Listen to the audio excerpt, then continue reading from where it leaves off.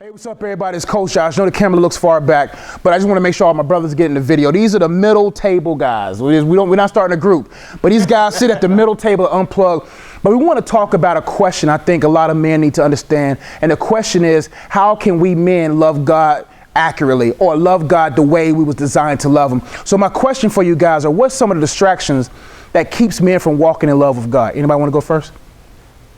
Yo, I mean, one of the biggest things is definitely just like pride and just insecurities that they just deal with. Whether it's like if you don't have a father there and just learning how to be a man of your own. Yeah. How to try to make this money, how to get this wife, how to be a man. Yeah.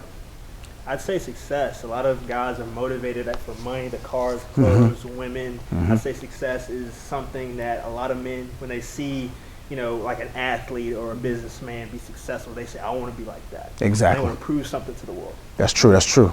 I would say purity. Okay. Because as men, it's different, than women.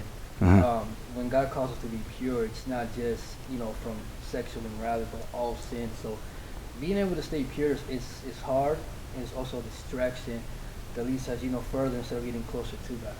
Yeah. And then I would say idols, kind of piggyback off of what Jacob was saying, talking about different, you don't have a male father figure in your life, so you're looking at the athletes and the rappers, and you see how they exemplify manhood, so you want to follow that example. And what's crazy, what kind of ties all those together is voids. The reason why most of us men fall into the traps of success or idolatry or impurity is because there's a void missing. A lot of us guys have to realize that until God replaces that void, we won't be victorious in any of the areas that we endeavor to be. In order for us to be successful, in order for us to actually be without a father and still be a man, and for us to actually walk in purity and help guide women into purity, we got to make sure he replaced those voids. And so what are some practical ways that a man can increase his relationship or deepening his love of God?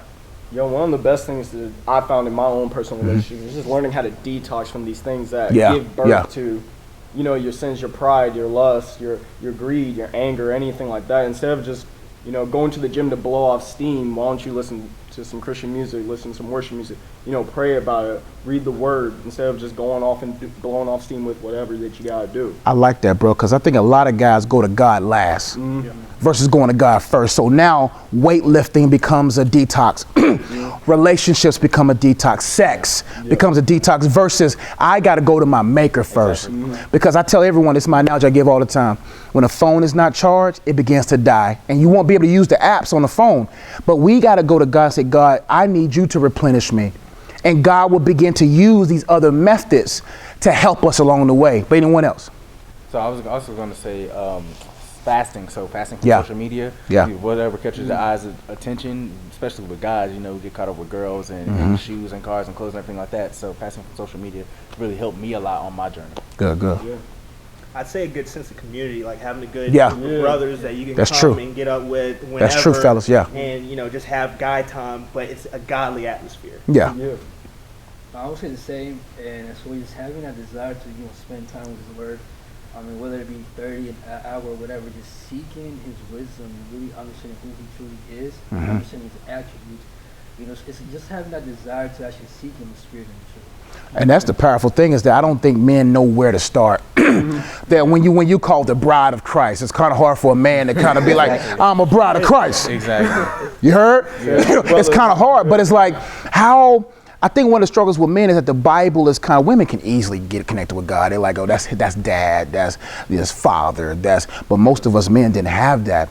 Now I think having that community of brothers that says, you know what, we got to sharpen each other, because if we're not sharpened, our families won't be sharpened. If our families are not sharpened, our communities are not sharpened. But I think men, all of us need to better understand the importance of being desperately in need of God, that knowing that our hearts are desperately wicked, that we need him to be man. What Adam did or failed in the Garden of Eden, Christ succeeded in the Garden of Gethsemane. And what he did gives us the opportunity now to be the men that we aspire to be. And I thank you guys for coming out. We're going to try to do more of these videos, but I think a lot of men need to hear what you guys have to say. So I greatly appreciate your time. Yes, sir.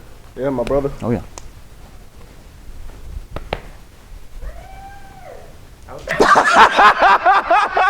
I ended like that.